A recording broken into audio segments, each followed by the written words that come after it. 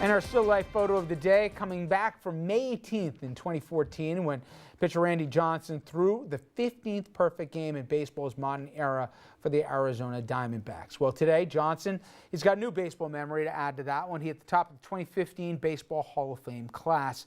Big unit, won more than 300 games, 5 Cy Young Awards, a World Series, 10-time All-Star, and in 2002 won the pitching triple crown in the National League. And joining him as new entrants into Cooperstown, Pedro Martinez, 8-time All-Star, 3-time Cy Young Award winner.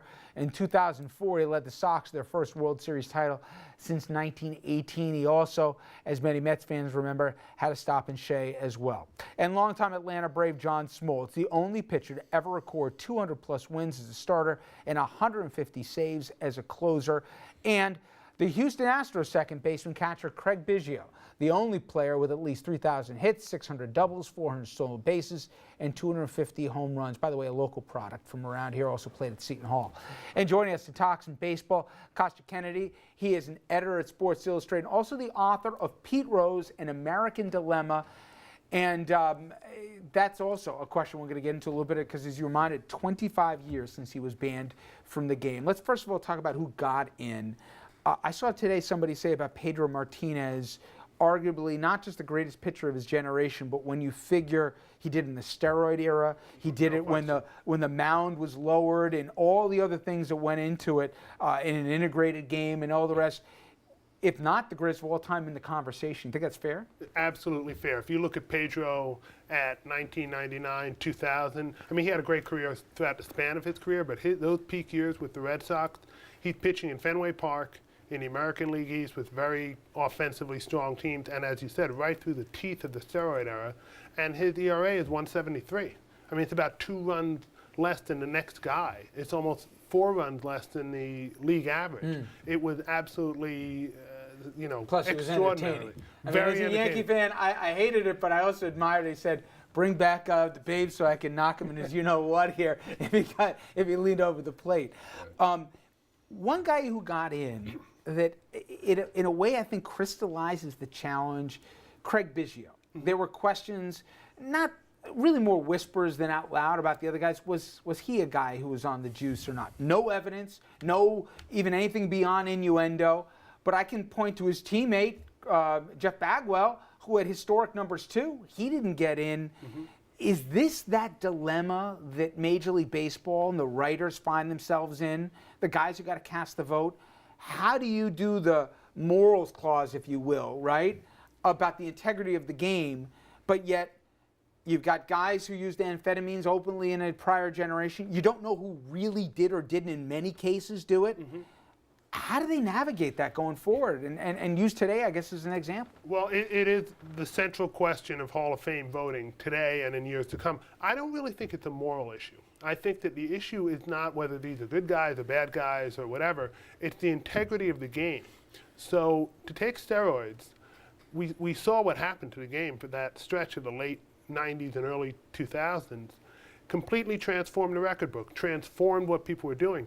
In the era of amphetamines, guys would take amphetamines, that's an unfair advantage, and we could argue that, but nothing wreaked havoc on the game like that. Like, steroids are a special case. But and use one example today, and I think if you look at the numbers and the normal trending of it, Mike Piazza, who fell a little short, he'll probably, right, Andrew, next year of eligibility, probably go in if you follow it.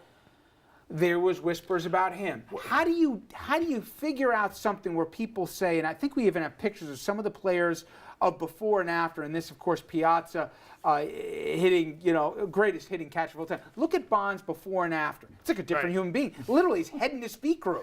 You can't make this stuff up. You go to, Sammy Sosa. Again, it looked like he swallowed the earlier version of him. And Jeff Bagwell was a weak-hitting middle infielder. And it wasn't just the goatee that grew. And then, obviously, you look at Mark McGwire. It became Popeye, right? And Clemens certainly changed overhand. But Clemens never convicted in a court of law. Sosa never admitting to anything, all of a sudden losing the capacity to speak English at the hearings, I grant you. Bagwell transformed his body, but without evidence. You have a vote. is innuendo enough for you to say no to these guys? Well, Palmeiro is another guy who lied in Congressional Hero.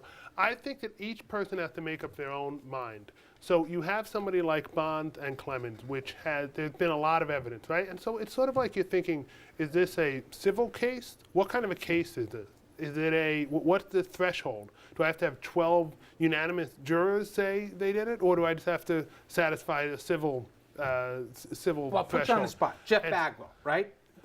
Only innuendo, but no fact. As I understand it, no test that ever implicated him, but people looked at the before and after and say that's just not right. Right, and so that's a difficult one. And same with Piazza,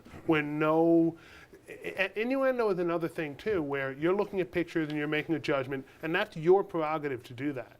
When we have people say, "Oh, I heard that maybe he took steroids," that's a little different, you know? And so I think that everybody is making their own, there is nobody, I think, who is happy or satisfied with the choices that voters have to make. Isn't it just supposed to be the greatest players of that particular era? I mean, and that's why I say let everybody in. I mean, let Bonds in, let McGuire in, let Clemens in. So what do you say about a guy like Fred McGriff, say, or Ken Griffey Jr., or these guys who, again, we never know who did what, but they had a demonstrable advantage over guys who were not taking it.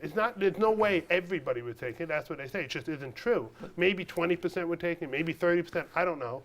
But they're giving a huge advantage. I think part of the problem is there might be already people in the Hall of Fame who took steroids. So it's like, how do you... I don't know if that's true.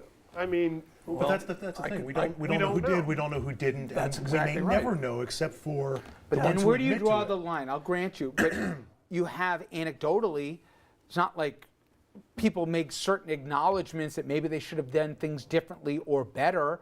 Is that enough of an acknowledgement? Does it have to be that you saw the Andro in the locker of McGuire? I don't think you can draw the line because some people will have admitted it and some people won't have admitted it, and the people who just didn't admit Pettit. it. I loved Andy Pettit. But should I believe him when he said, "Yeah, I did it one or two times"? Do we take people at face value? I don't think you should, and that's why I think the whole thing falls apart because you can't you can't compare anybody evenly. So you may as well judge them on what they did on the field. Not only that, isn't this really an indictment? I mean, the way this thing always plays out is that it's an indictment against individual players. It's really an indictment against the game itself. I mean, the owners look the other way. Totally. It wasn't illegal. They benefited from these guys producing these dramatic increase in offense and home runs in particular.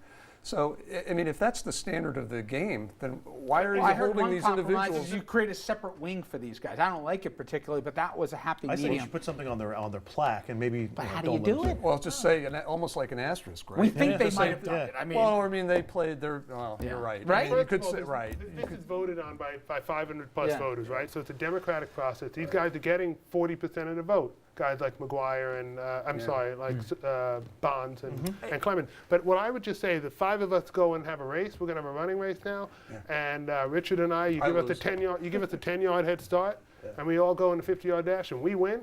And they say, hey, we're just going to judge it by how they did on the field. You know, that's it. They Well, won. I'll tell you one thing. They're We in. wouldn't need 10 yards to beat Dominic. All right. So, I'm sorry. Shot at it. I'm No. not wading into that, Let me okay? come back to the local card for a second right. because I think that there's a consensus that Piazza gets in, but Don Mattingly, and I know injuries curtailed his career. His back gave at him. He finished at age 37, so he really couldn't compile, and really for the 4 years before that. But there was 6 years, Kostya, where he was the best player, arguably, in the game. And there's none of the baggage that went along with some of the stuff that we're talking about.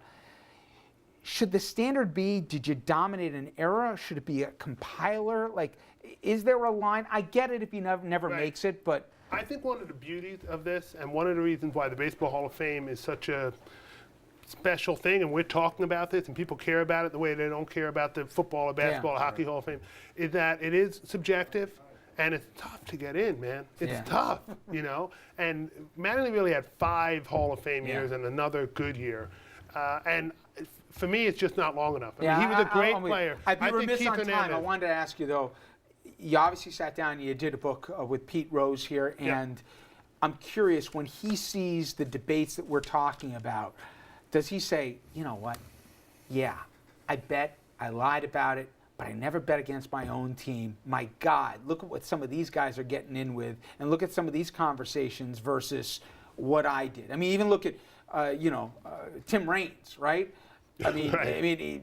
Acknowledged using cocaine while he played and everything else, and he got more than 40-some-odd% of the vote. Right. How does Rose reconcile, or will he ever reconcile, where he is in his place in the game, given all the recent I don't developments? think he'll ever be comfortable with it. I think the real travesty with the Rose case is not that he's not in or in that, like we're discussing other players here, Rose was never allowed to appear on the ballot.